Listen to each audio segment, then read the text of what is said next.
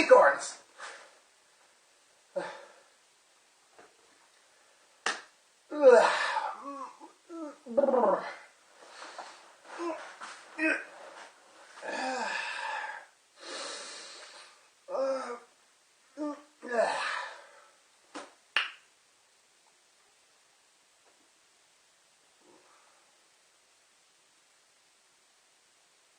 Oh yeah, I wrote a book, didn't I?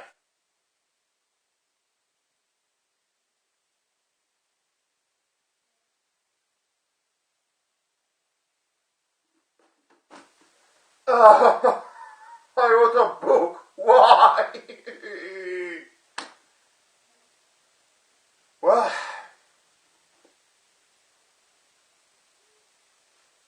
I suppose I could read it to you, if you want to. There's a full introduction on the back cover. Let's give it a look. In an unspecified period of time, a peculiar evolving creature would rise from the figurative ground of its physical limitations, thus evolving into something completely different, something new and unexpected, something intelligent. The age of chaos was about to begin. Yeah, Discord is going to rule for at least 1,000 years before Luna and Celestia will take over.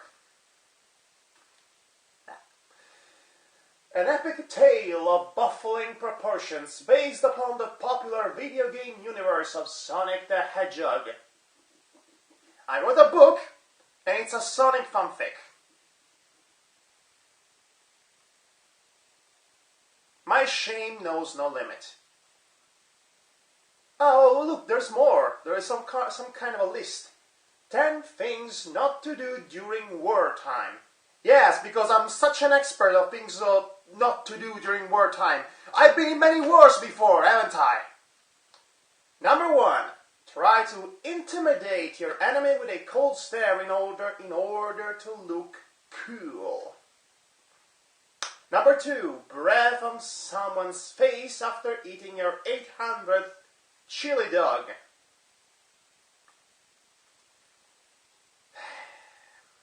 Yes, I know my Sonic multiverse. 3. Brush your quills and or fur. Improvise. Number 4. Improvise victory dances on the enemy's carcass.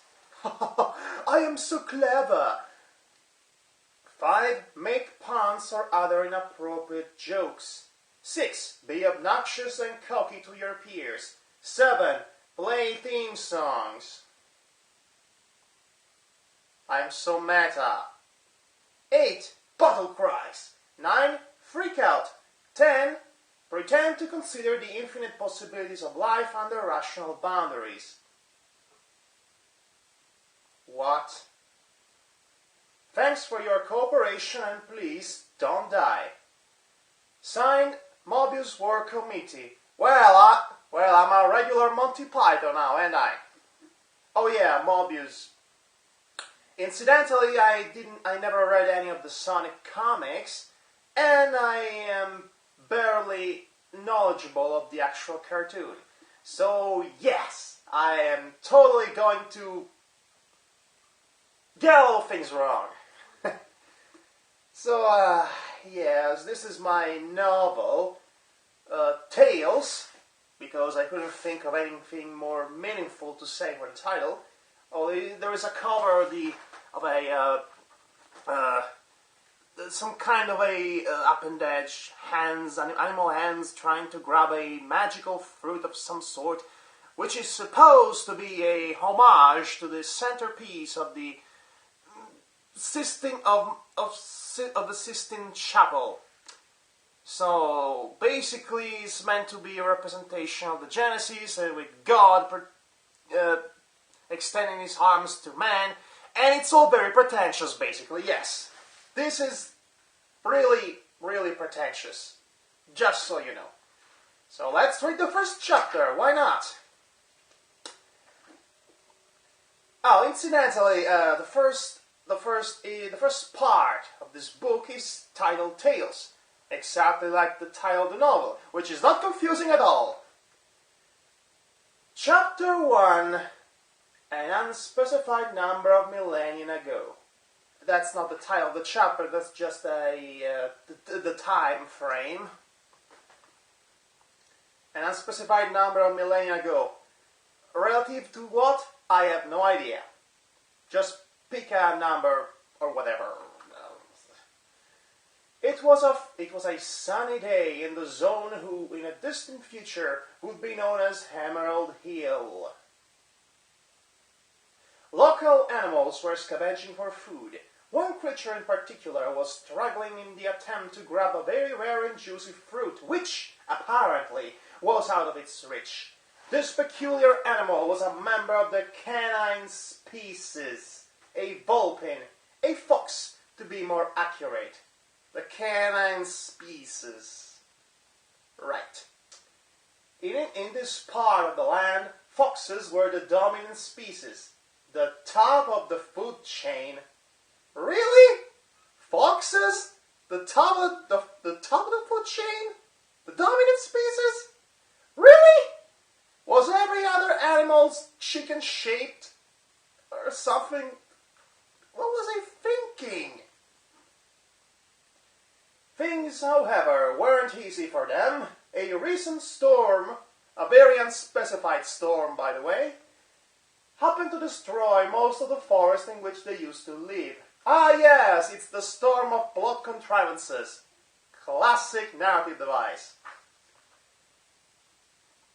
As a direct consequence of Mother Nature's latest outburst, most of the common fox's natural prey were forced to leave the zone. So what, did they resort to cannibalism? The results of this tragic event are still considered by today's scientists very improbable, or, as many used to say, blasphemous.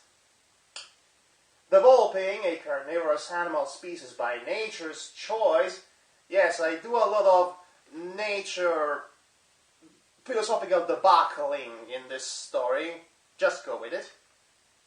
Instead of living for a better place, changed its elementary habits and became omnivorous. That's how nature works. That's totally how nature works. Carnivore animals become omnivorous because they felt like. What was I thinking? I'm not a freaking scientist. That should be obvious by now.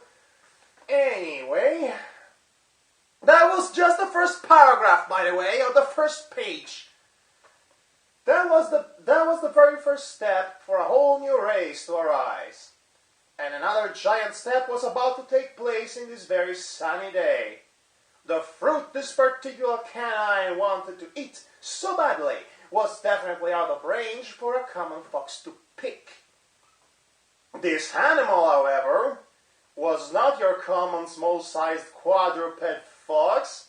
It was bigger, stronger, and even more intelligent. It was the $6 million fox. Not really. It would have been cooler, though. It was also the only one of its kind at the moment. As a matter of fact, the other normal foxes had rejected it. They feared it and isolated it, not wanting to be anywhere near this horrible freak of nature. This freak was sick and tired. The juicy fruit that he tried to grab was still out of its reach. That's when an idea came into its primitive mind. It knew it was born different from the other vulpines. Not only it was bigger, but its appendages were different as well. The legs had a whole new articulation system and knees. Seriously? Knees? Don't they have already knees? The animals, I mean? How is that a scientific, natural evolution? Whatever. Within a lot of efforts, this peculiar Australopithecus, did I just compare the barely evolved fox-like creature to the primordial man? Again, science, it's fantastic. able to stand on its feet in a bipedal and surprisingly stable position, and now its sacred growl was finally at its height. It took him long enough to grab a stinking fruit. The creature put its arm forward in the motion of actually grabbing the much-deserved meal, only to notice something it didn't notice before. Its paw and a new appendage, a thumb, for the sake of clarity, and with his new finger. The animal was actually capable of holding the fruit in its brand new 5-fingered hand. Satisfied by this new discovery, the not-so-feral fox, I'm pretty sure it's still feral, but whatever, ate his lunch and then he walked away on his 2 feet. Dum, dum, dum. This was pretty much it. The inexplicable scientific miracle of life. The inexplicable scientific miracle of life. If it's inexplicable, it's not scientific. Is it now? Semantic. It's fantastic. Nature and evolution at its best. A whole new race has arisen. The first ever anthropomorphic fox. The first kitsune. Okay, now, seriously, this is stupid. What was I thinking at the time? Seriously? I need a whole new brand of evolved fox-like creatures, and I'm just going to call them fox in a different language, because that's what kitsune means in Japanese. It means fox. Okay, basically it was derived from the Japanese folklore that states that there were fox spirits or demons, and they were called kitsune. But still, this doesn't change the fact that I just called a whole new race of humanoid cartoon foxes, foxes.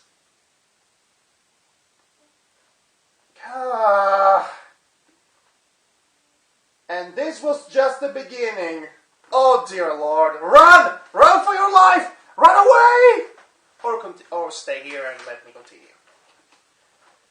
And now, several millennia later, just like that, several millennium, poof, like that. Fire, explosions, death, Michael Bay. Not really. That was all that was left of Emerald Town, a once quiet city in the center of the Emerald Hill Zone, now reduced into dust and burnt corpses. Incidentally, I'm aware that Emerald Hill was the first zone of the Sonic the Hedgehog 2 video game, which was also Tails' first appearance. So here's your obscure, clever reference right here. Let's see, produced into dust, burnt corpses, kitsunes. Someone, however, was able to escape this hell and take cover inside an ancient undiscovered cave. How convenient. In this improvised refuge, Amadeus and Rosemary Prower, comic book references.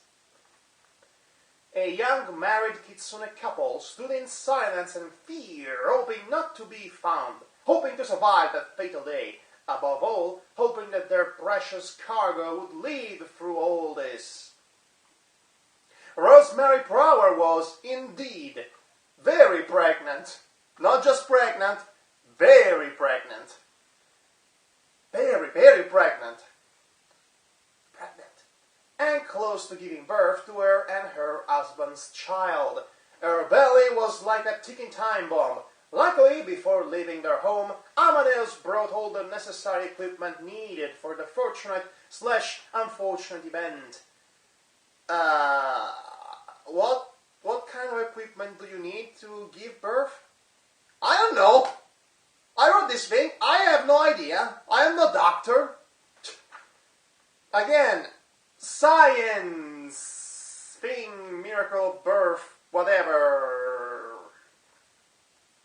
On that stormy night, why is it always a stormy night anyway?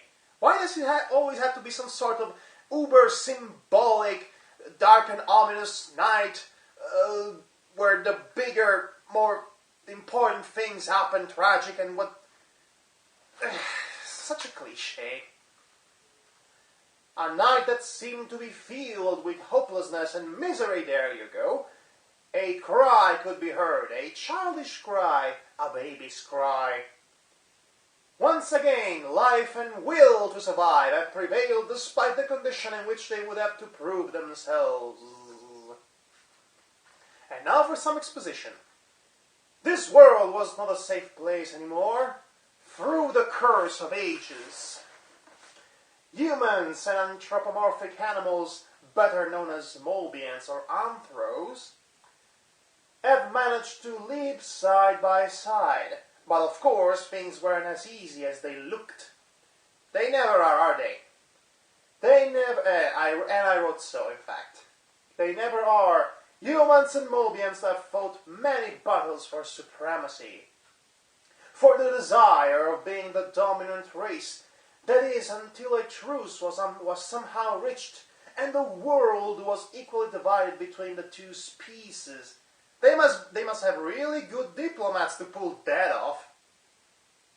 But sapient beings, as we know, becoming very pretentious now, as we know, are not bound for peace. They are driven by the irrational will to fight those who are different, or even those who are similar, just for the heck of it. Damn you, sapient beings! Why can't we all be stupid?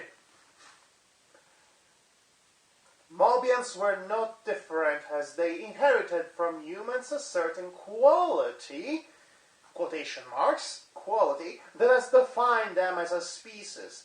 Racism! Humans! It's always their fault! They invented racism! They are so bad, damn you! Then why are you corrupting nature, you damn you humans? Let's proceed.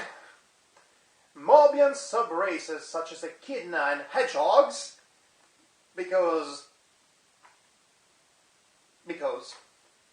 fought each other through the centuries for whatever reason. The echidnas were always pissed off at their hedgehog neighbors because they wouldn't leave them alone and isolated guarding their master emeralds. Those pesky hedgehogs. The absence of a common enemy was the key of the separation between cultures. That is, of course, until a couple of years ago. From what period exactly? A new enemy has risen, a human, or as many Mobians used to call him, an overlander. Yes, I know my comics, you see? I use the term overlander. That's great, right? Anyway, Mobians, blah, blah, blah, blah, new enemy's reason, blah, blah, blah, blah, blah. Oh, it's Dr. Eggman. No surprise there. He kind of attacked the Green Hill Zone and burned everything. He has an army of bandits, blah, blah, blah. The forces of GAN, Guardian of the United Nations, the military organization of the human country, and some spare Mobian armies are barely fighting against it, blah, blah, blah, GAN. I even brought in GAN from the 3D Sonic games. I am not sparing anything in this thing. Anything. Just you'd find a freaking reference to something every 2 paragraphs. Every lines, basically. Whatever. Okay, you know what? Let's just skip this exposition. It's boring. Eggman is being evil. He's conquering the world. He has no relatives. Blah, blah, blah, blah. Nobody knows who he is. He has an army empire. You know the drill. It's Eggman. I am the Eggman. That's who I am. The young Kitsune couple hidden in the cave despite everything was happy. Their baby, a male fox, was sane. Sane? I meant to say healthy here, or safe, but sane? What? Was there a possibility that they would be born totally psychotic insane? My English at the time wasn't as refined as it is today.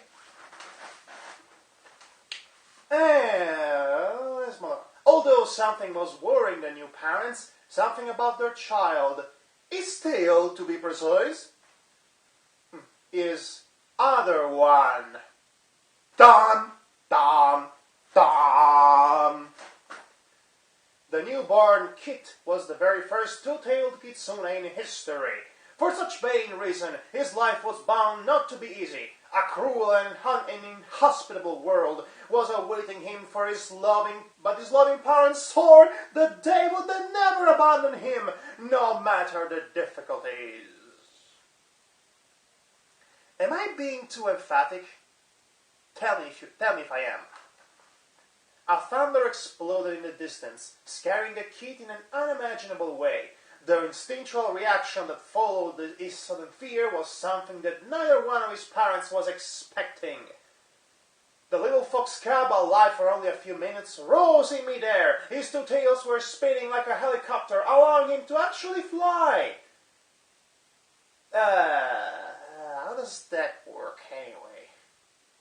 After a while, the cub got tired and slowly descended once again into his mother's lap. The miracle happened again. On that very stormy, merciless night, a new hope was born. A naturally gifted warrior in response to the hostility of his habitat. And he would not be the only one. So basically, I'm freaking saying that this cub is actually not a mutation, but the natural recurrence of evolution of his species adapting to the hostile environment. Yes, that's how natural selection works. By plot conveniences. I'm sure Darwin is rolling in his grave as we speak for this. Seriously.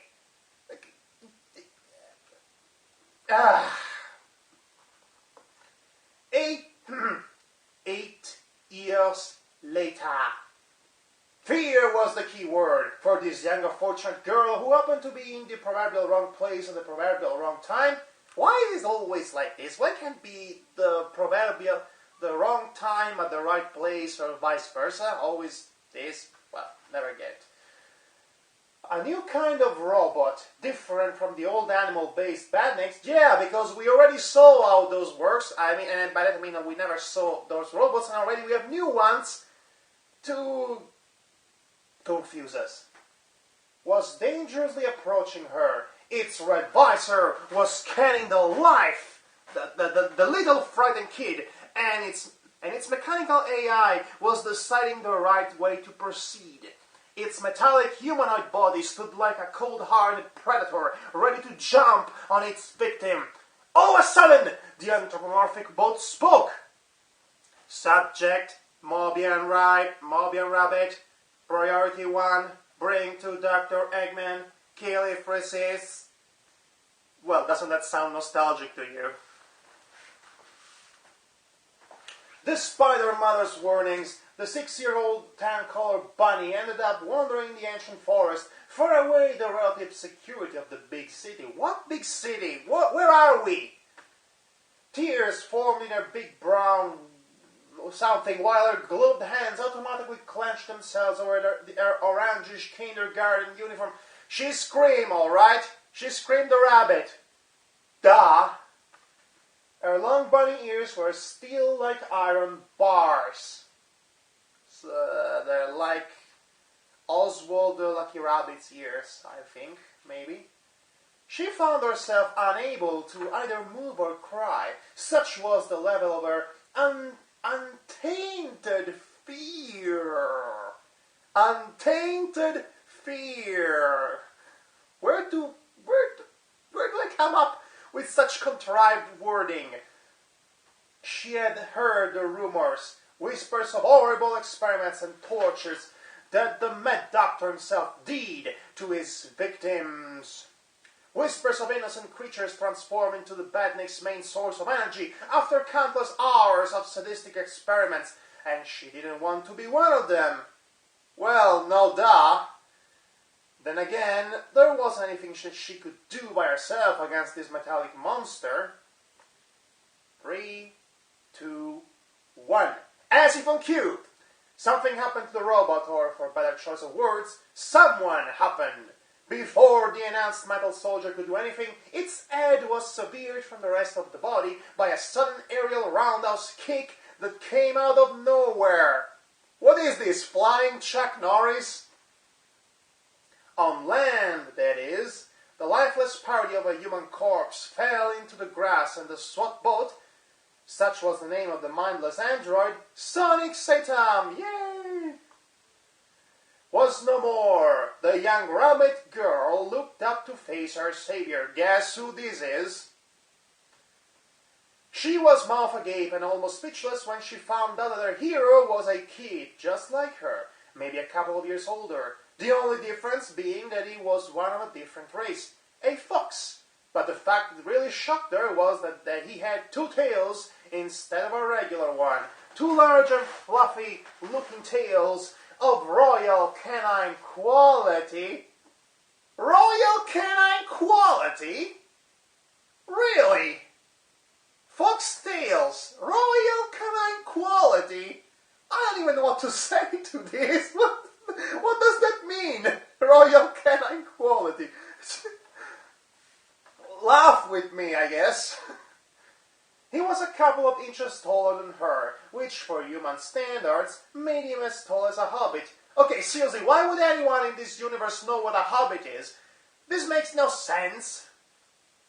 His fur was of a golden orange color. Also, I'm pretty sure he's not as tall as a hobbit. Still. A golden orange color, except for the pure whiteness of his belly. His pointed bulbing ears looked large and sensitive to all sorts of sounds. He wore nothing but gloves and white-red sneakers. The genuine animalistic thickness of his natural clothes were able to cover the rest. So basically I'm saying that his fur is covering his naughty bits. Because that was so necessary to point out, now wasn't it? The kitsune looked back at the bunny and smiled. He had big blue caring eyes. She was still a little taken aback. She had heard the stories that other kids older than mere kids had told her, the stories about rabbits being the natural prey of foxes. In a certain way it was true. The feral ancestors of those two Mobian races used to behave in that way. This, however, was a matter that didn't concern the two kids, because although being a rabbit and a fox, they were still Mobians. Unity! They were a whole species of sapient beings despite the obvious differences. Basically, in human terms, they shared the same kind of difference that intertwines between Americans and Canadians. Except Americans hate Canadians, generally speaking, so I guess this was not the best of paragons, of comparisons. Oh well. Oh snap. The fox kid knelt before the rodent girl, looked into her scared eyes and spoke. Don't worry, I'm not gonna hurt you. Okay, Tails is not going to sound like this, I promise. Don't worry, I'm not gonna hurt you. You're safe now. The utter simplicity of his speech seemed to have the desired effect on her. She started crying, finally releasing her distress, and hugged the boy tightly. I thought I was gonna be a picnic, she sobbed. It's okay, it's all over now. My name is Miles Brower, but you can call me Tails. What's yours? Not wanting to be impolite, the girl released this from the hug and answered, I'm Cream. Thank you for saving me, Mr. Brower.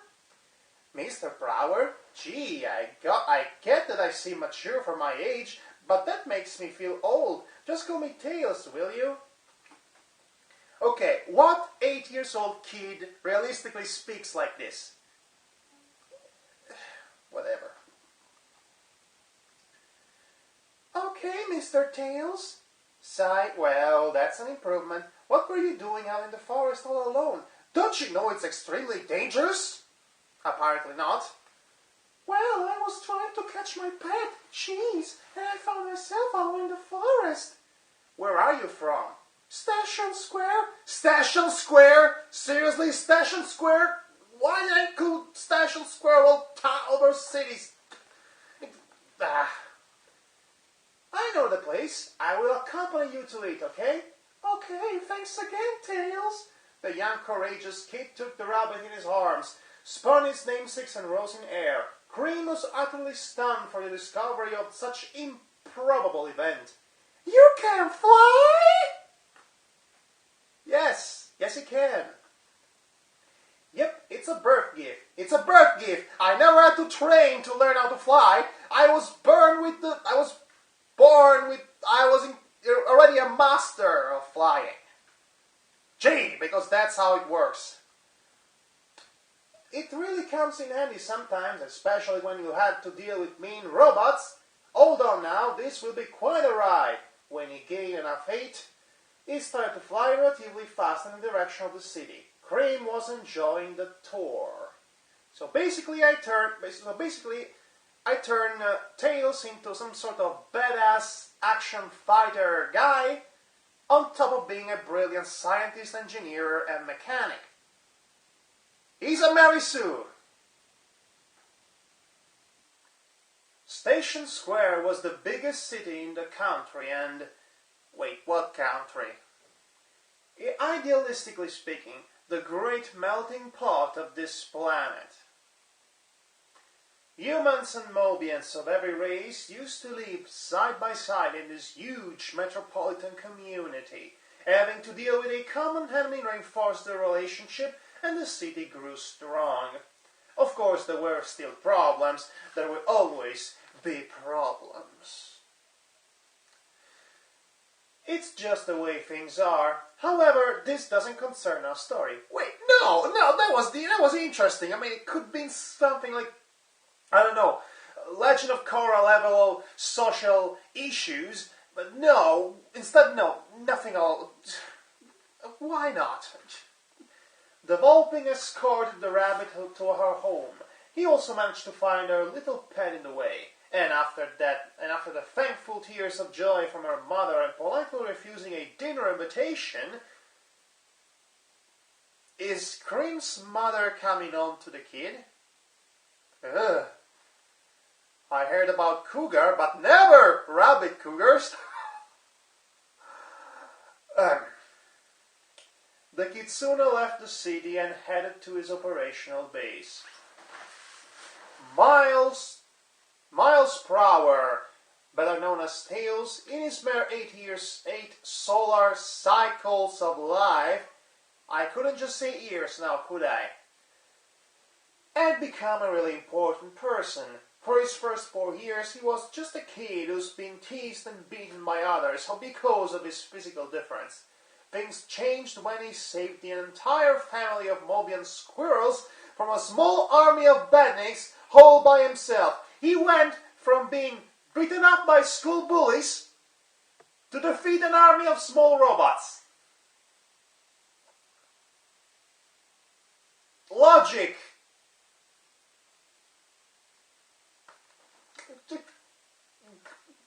Why? Why did I write this? As the chaos that ruled our life would have it, is Discord still around? This family was none other than the former Royal Acorn family, Maximilian and his daughter Sally. Yes, Sally Acorn is in this. Are you happy now, you furry freaks? I don't really think you're freaks, I'm just trying to be ironic. Just so we're clear. I'm not a furry though. I'm not into that. After their city-state was taken by the Eggman's pawns and transformed into their own headquarters a few years earlier, these two were the only survivors of the royal line, and they had been missing for quite a while. Is this the plot from Anastasia? It turned out that the Acorns were hiding themselves in a secluded place known as Knothole. So I'm taking the legendary base of the Freedom Fighters from the Sonic Satan cartoon, and turning into some random undisclosed location. Yeah, that's very swell of me, isn't it? only to be casually found by some flying badniks during a routine patrol session. So it's just like Caligula. The place was burned and the two were captured. Luckily for them, the little group happened to encounter a very young kitsune on their way. When he saw the impending danger, something inside him snapped, and before any of them could register it, the kid was somehow, out of pure luck or whatever beyond logic explanation, able to destroy all 5 mechanic bees. They were robot bees. I actually write this line. That were desperately trying to zap him. So again, he destroyed a bunch of robotic bees. Why do I have a hard time to take any of this seriously? The news of such unbelievable act of courage spread all over the land, and Miles Prower became a national hero, which was a thing that he, due to his shy personality, despised.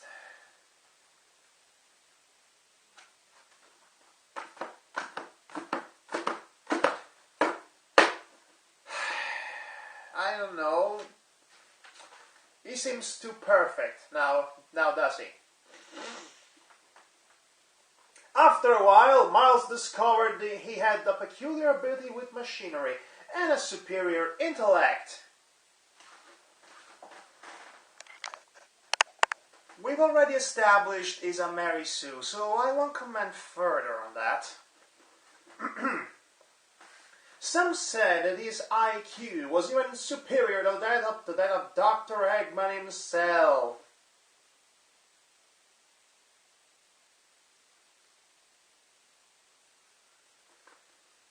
That was one of the reasons why the Doctor wanted his 2 tails on a silver platter. So the same guy who's actually occupied trying to take over the world is occupying all his free time in a petty pursuit. Doesn't seem something like a truly respectable evil genius would actually want to waste his time with. But this is Eggman we're talking about. He is nothing but a petty villain. Tails and his family were forced to leave their home in West Side Island and move to the most secure and protected zone known in the Mobian country, the Mystic Ruins. The Mystic Ruins is the more secure and protected zone in the Mobian country. You know, the one place with all the crazy things, mystical, whatever, levels from Sonic Adventure. Whatever. It doesn't matter. It's all stupid. A large, almost impenetrable ancient forest right beside Station Square.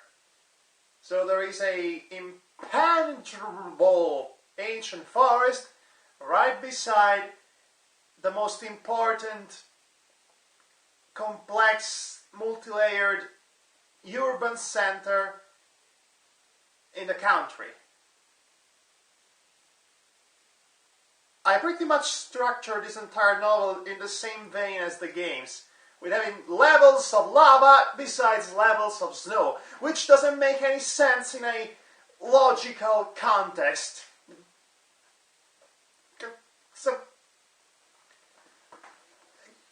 So in the Everfree Forest, the Mystic Ruins, whatever, the ancient forest, whatever.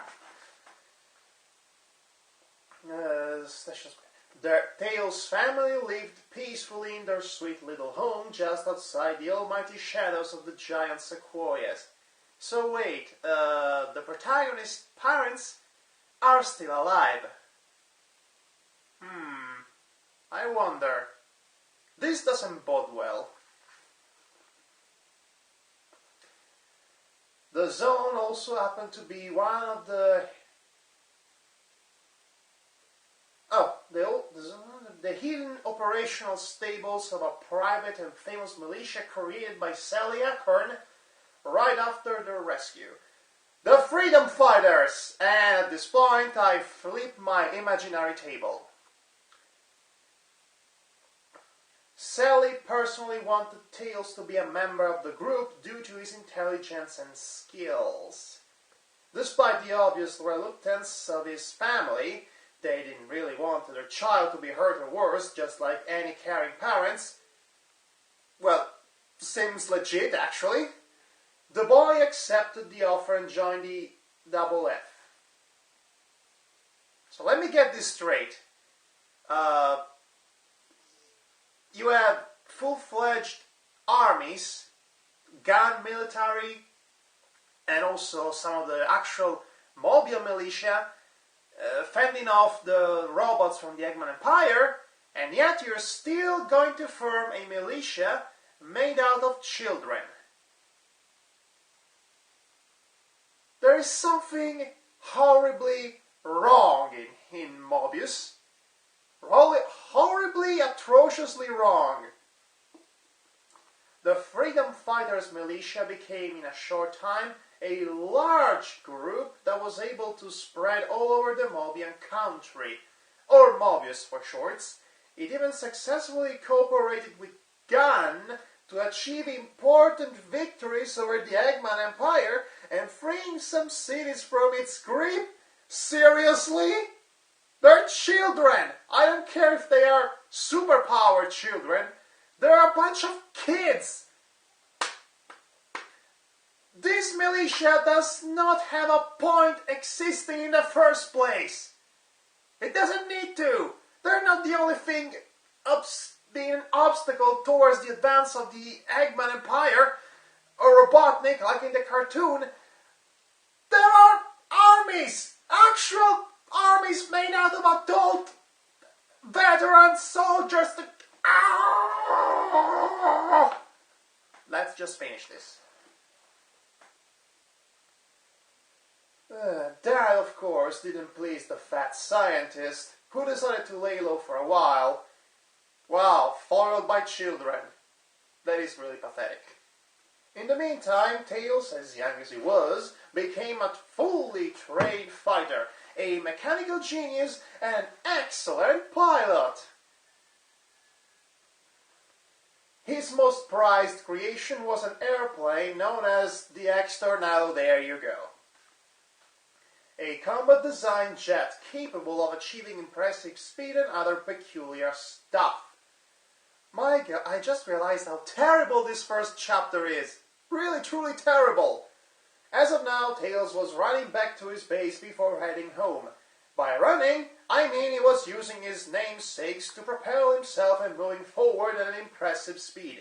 Speed, indeed, was another gift that his appendages had given him.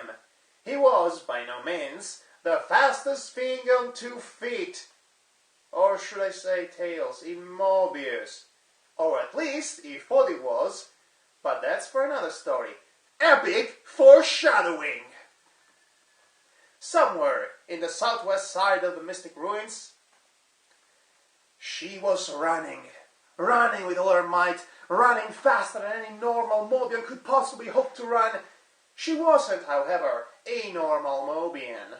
As a matter of fact, she probably wasn't even a common earthly creature. One thing was clear, though. She was scared. She was scared to death that they would capture her, torture her, and even kill her, just like they did with her parents.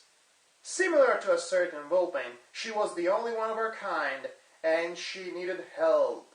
Well, who is this mysterious new character appearing at the end of the first chapter? Who knows? You'll have to read the next chapters to find out. So, do you want me to continue reading this thing? I have to warn you though, it'll get crazier, more insane chapter after chapter. Really, really dumb. So yeah, that's it for now, and maybe I'll be seeing you for the next installment of this idiotic thing I'm doing. Catch you next time.